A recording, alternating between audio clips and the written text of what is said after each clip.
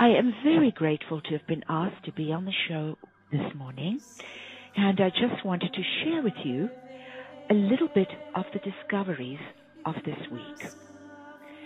This week has been an extraordinary week in which we have studied what exactly the Akashic records are. The Akashic records form the directions which are the 5th, 6th, 7th, and 8th direction.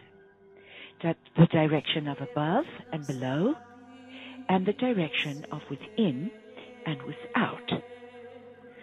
We have in many different disciplines all over the world studied the 4 directions. It's, for instance, part of the structure of the Mayan Zolkin, the I Ching, etc. The 4 directions have developmental stages in them, and I've written more about this in the book Journey to the Heart of God. But it starts with the very core, the tribe. A tribe of 2 begins when the baby is in the uterus, and it is a tribe with its mother. Even after birth, there is such a tie between them that the baby is virtually inseparable from his mother. It begins as a tribe of 2. So this is similar to tribalism. Tribalism is a unit that has a specific song that it sings. The song is that of uniformity. Now, then comes codependence, because in the tribe there is dependence. Then comes codependence. Again, it sings a very specific song. And this is when people are starting to move in and out of the tribe. They come back there for shelter, but they move out to spread their wings. Similar to the 2-year-old that wants to be the boss of the house until he's scared or tired or ill, and then he rushes back to mommy. We've got then the next level, which is independence. Western society lives like this, and it's a very lonely place to be. And the unfortunate thing of it is that because the interconnectedness of life is not honored in this stage of independence, one finds that one does not consider the consequences of your actions on the environment, on the rest of the world, on the rest of humanity. It's a very self-centered place to be. Then comes unity within diversity. That is what people live when they cooperate in a specific venture with a specific outcome and goal in mind. When you go to the 5th direction, it has diversity within unity. It is, for instance, a church congregation, a group of New Age people coming together. They are of one mind. They are of one heart, even though they are not of one mind. One-mindedness is called unity within diversity, but when you are of one heart, where your heart's in the same place, but each one has a different idea about what they want to do with their life, you are dealing with diversity within unity. So the very next stage, which is the 6th direction, is called self-sovereignty. And then you go to the next stage, which is described as mutual support. It is a mutual inspiration. And then you go to the very next stage, which is the 8th direction, where you get absolute oneness. Now, the 5th, 6th, 7th, and 8th direction make up different levels of Akashic records. In these parallel realities, the building blocks, the subquantum particles that makes forms in these realities are made up of a completely different structure than what you find in the 4 directions, where you have the subquantum, the quantum physics level particles of light, frequency, matter, and energy. Akasha does not have a binary structure. It has a tertiary structure.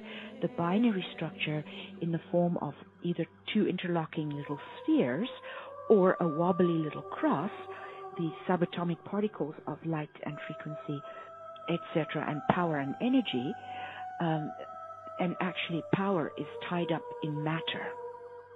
But if you take a look, there are two different types of building blocks. What we have studied is where do the Akashic records come from? And to our great astonishment, we discovered that what they are lost pieces of expression from the four directions. In other words, four directions have become predominantly masculine in their expression, and many of the feminine pieces have been pushed to the side. When those feminine expressions fell below the consciousness in which the four directions expressed, it formed a horizontal axis to the tree of life. The tree of life is a vertical axis with four components. This made a horizontal axis with four components. But in resurrection, and whether it's the cosmos being resurrected or a person, the physical bonds in a form of fusion with its soul, so that it is like sand and fire and air that becomes glass. It becomes something else. It becomes resurrected matter in its first level. As it bonds with its feminine component of soul, which is the second developmental stage from the top down, then it is in the second stage of resurrection. In the third stage of resurrection, these three components have now bonded further with something that makes the third part of resurrection happen. This fusion is different than what we've had in the past, as we've gone from transformation, transfiguration, transmutation, round and round the tree of life. This is a fusion of the components of the tree of life. However, what it was found is when you fuse it, the glass is not crystal clear because the components were not pure. So what has to happen is the feminine qualities, those that I have spoken about, like absolute oneness. Absolute oneness, if you write the tree of life downwards and you take that horizontal axis and you put it in a column next to it, is that which was lost from tribalism, from uniformity, from dependence. If you put them back together, you have absolute oneness becomes empathic and telepathic union.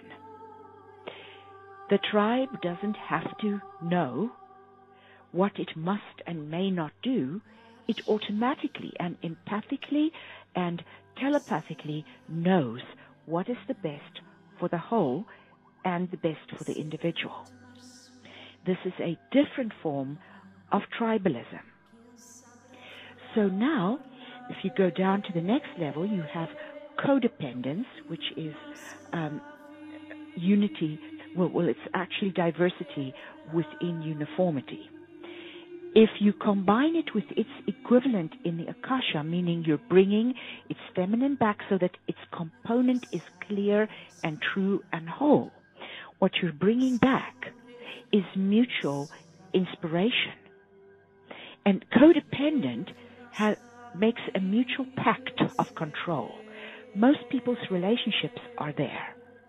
Instead of saying, well, I love you so that I can control you, and if you don't let me, I'm very upset, we say, I love you and I support your diversity, and we gather back together again so that I can be inspired by your success, and that inspiration can go into my own life.